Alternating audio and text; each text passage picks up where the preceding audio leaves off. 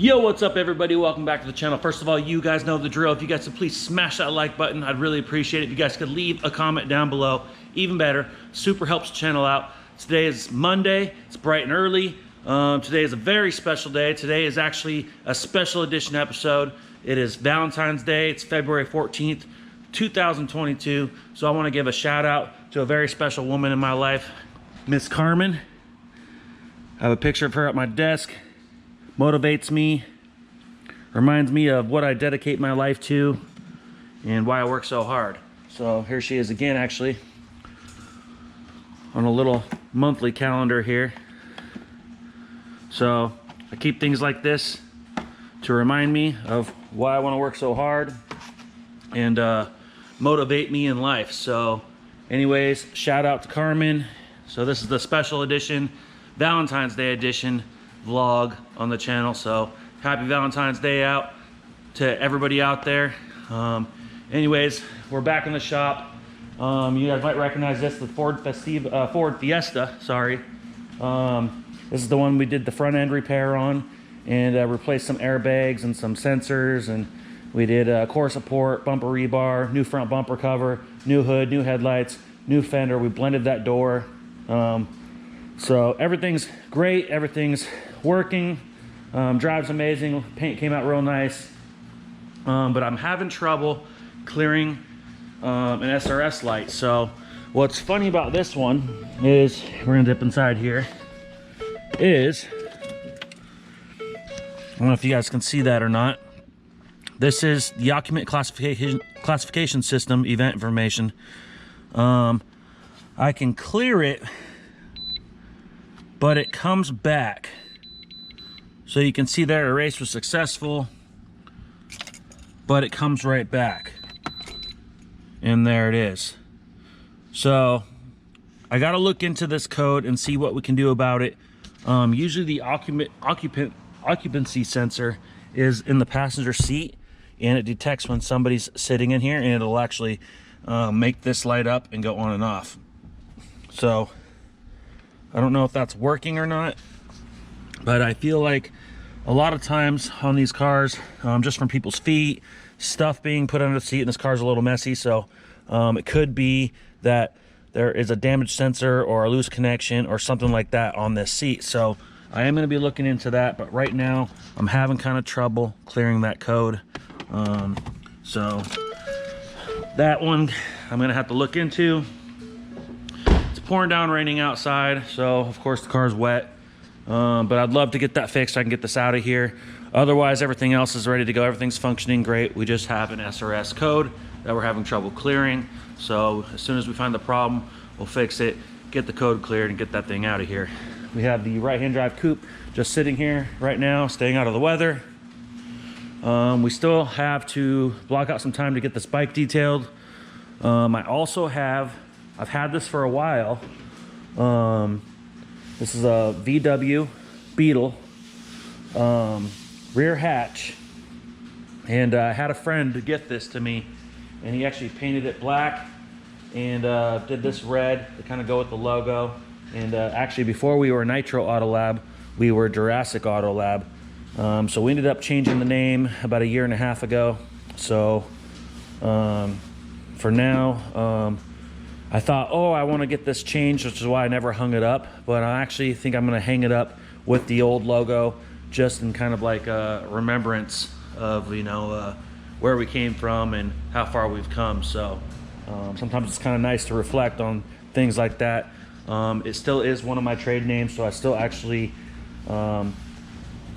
work under this name, as well as Nitro Autolab, as well as Brit's Garage. So Brit's Garage was kind of the original when I used to work out of my garage at home years and years ago. And then of course I went off and worked with Vicious Auto Works with Tommy, and of course I left that and started Jurassic Autolab, and of course I went ahead and did a rebrand and name change to now what it's called, Nitro Autolab. And I have no means, and I feel like I will never change it from Nitro Autolab, but you never know. Currently, I love the name Nitro Autolab, and I think it's timeless. I think it'll work. It works for kind of what we do. We don't only just do repairs, but we also do the fun stuff as well, kind of like a speed shop. So And and I actually like the name, like the logo. So of course we'll have different logos for Nitro from time to time, but I have no plans to ever change the name from Nitro. I thought long and hard on the name change, and came up with something that I would be passionate about for years and years to come. So anyways, long story short, I do want to get this hung up. Now, it actually is wired to be lit up and everything, but I'm not too worried about getting this to light up at the moment. And at the moment, I don't really care if it lights up, but I do want to get this hung up somewhere. You can see I have other signs hung up. That is a sign that says Epic. It's got like carnival lights on it.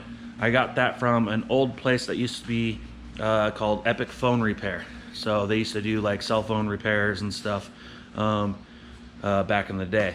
So of course now it's shut down, out of business, but I do have the original sign. I also have a Bellingham restaurant sign. This one's real heavy. I haven't hung that one up yet. I have some other vintage replica signs and stuff on the wall. Not all of them are real, some of them are. I have some fun ones that I get gifted to me as well, like my girlfriend Carmen got me this one. And you can also see that is actually that one actually was at this place when I came here. I found it in the bushes and pulled it out and kind of cleaned it off, got all the mud and dirt off, and I decided that that needs to be hung up, as well as this old Johnson's Towing sign as well. Pretty faded out, but I thought it was pretty cool. So, and of course it's original to this property, so I thought that was pretty cool. You can see some other signs I have here as well. Carmen got me this one as well. She knows I'm a little bit of a savage. So anyways, we're gonna get this hung up at some point, either today or sometime this week. But besides that, I do have this Ram tailgate off an older Ram truck. It is PW7 paint code, the same paint code as that. So I am gonna try to capitalize on profit on painting and refinishing this tailgate while I do that bedside repair. And this one is crunched in a pretty good spot, but I think as I pull this out, this will relieve pressure and I'll be able to get the twist in this latch area out, hopefully about at least 90 to 100% out. And if not, we'll throw it in the garbage and get a new one. But I think we are going to try to save this tailgate. I think once I start pulling on this, it'll relieve the pressure on this area, and the steel will go back to its original place. And then we'll, of course, body work it, get the emblems off, and get it in some high build primer. Hopefully by the end of the day tomorrow, we'll have all this on primer. And talk about booth placement, guys. I didn't place the booth there by accident. I did that all on purpose, and I had it all planned out because this truck's pretty much about as big as you get them. It's quad cab, of course, long bed, 8-foot bed, and it's a pretty big truck. These Ram trucks are. So you can see I got just enough room to walk by and open and lock the door. This truck got dropped off last night. Customer used the key drop, so it's still wet. So I'm gonna go ahead and get this thing dried off here shortly. But obviously it's a real nice truck, but I don't know if you guys can see that or not, but there are some dents in this area. They're not too bad. There is a body line that goes about right here, and one that kind of goes into here and fades out as well. So steel does have a memory, so it will go back. We are going to be stripping the sport sticker, and unfortunately I asked because of course we want to be proactive on ordering these decals before the truck comes in, but I guess the customer's wife doesn't really like the sport decals anyways, so we're going to go ahead and not only remove this side, but remove the other side to match, and a little less work for us so we don't have to reinstall them, reapply them at the end. So anyways, this guy took this bed into multiple body shops and they said they couldn't fix this. I'm not sure why. That's a pretty easy fix. It's just a little bit of crinkles right here. That's a pretty easy fix. They wanted to do an entire bedside, and I do not like doing that. That is absolutely ridiculous. That leaves so much opportunity for rust and grinder marks and welding, and just there's no point in doing that. Why not leave the original DNA of the truck alone and not have to do any of that and just do a nice repair on this. Because at the end of the day, a lot of times bedsides, you still have to do some filler work where you're doing your grinding, your welding, stuff like that. And we also have bed liner in this one, and it just leaves a crappy edge. And there's just absolutely no reason why this bedside has to be replaced. This is totally fixable. Not sure why they felt like they couldn't fix this body line. They were using this body line as an excuse to tell the customer that the bedside has to be replaced. So not sure why they couldn't do a little body work and a little filler work and repair that and get this guy back on the road without having to refinish or replace the whole bedside. So anyways, we're not going to be replacing the whole bedside. We're going to do a nice repair on this bedside, and we'll get it refinished, and it'll look like brand freaking new. And on top of that, we won't have any more prone areas that are going to be open to rust and corrosion from separating these panels, unlike they were from the factory. So let's dip inside the spray booth. So nothing crazy this week. We just want to make sure that we get that bedside fixed, and I'm gonna try to get that tailgate fixed as well. There is a chance that it just might not pull out and that we might scrap the idea and get a new tailgate. But if I can get that tailgate fixed, I'm gonna capitalize on the profits, especially since we're doing a Ram truck in the same exact color shade at the same time. So if I can manage to get both these done by the end of the week, I'll definitely capitalize on profit as far as those two panels. But also by the end of the week, I need to get this front bumper, and we finally got the grill. It's an aftermarket grill with we're not going to be having an emblem in there. We're going to be getting this refinished in the black color for the Infiniti G37, and it will be coming in because we also have headlights to install. Pretty cool headlights. If you guys can see those or not. LED, they're kind of like smoke lens. I think the LED also illuminates not only white for like a daytime running light, but also illuminates amber to when you do the turn signals. We also have front bumper left and right brackets to help retain the bumpers in the corners where they attach by the fenders to keep a nice tight fit. The car is also tweaked a little bit. Looks like it's been in an accident, maybe even 2 accidents. And everything's just kind of out of whack. So we're hoping that when we uninstall everything, we can straighten everything that we need to.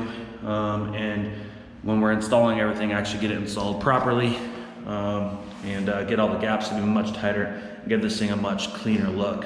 Because right now the bumper's cracked, things are hanging off, gaps aren't right. So this new grille, new bumper, new headlights, as well as the bumper retainer brackets should allow for a pretty clean look. So pretty excited for that one to come in. Guys, really excited. So I am gonna try to get that either painted. Pretty much I'm planning on Friday getting that bumper and grille painted to match the car. That way next week we can get him in and get that thing in and out in one day. So anyways, I'm gonna get started on this. I gotta get this dried off, get this panel clean. We're gonna go ahead and pop out that tail light and probably get that mud flap off and stuff like that. Tape out the perimeter, and we're gonna start doing some body work on this as well. I'm gonna get the tailgate over here and try to get that going as well. So I appreciate you guys all watching. Hope you guys are enjoying the videos. We're kind of cooped up inside here during the winter, but if you guys are interested in any merch, I got embroidered beanies, I got embroidered trucker hats, I got embroidered dad hats. They got like a distressed look. I got shop tees, shop hoodies, you name it. So get at me. Links are in the description, Instagram, Facebook. Get a hold of us through our website, however, and we can go ahead and drop ship you guys out some merch. If you guys want some Nitro Autolab slap stickers, get at me. Free 99. I'll go ahead and send them out to you guys with a good mailing address. And I appreciate all the support and everything. So once again, happy Valentine's Day to my beautiful, lovely Carmen. And I plan on absolutely leaving work a little bit early to get home to spend some good quality time with her. And we're gonna go ahead and watch that new J-Lo movie, Marry Me. So we're pretty excited.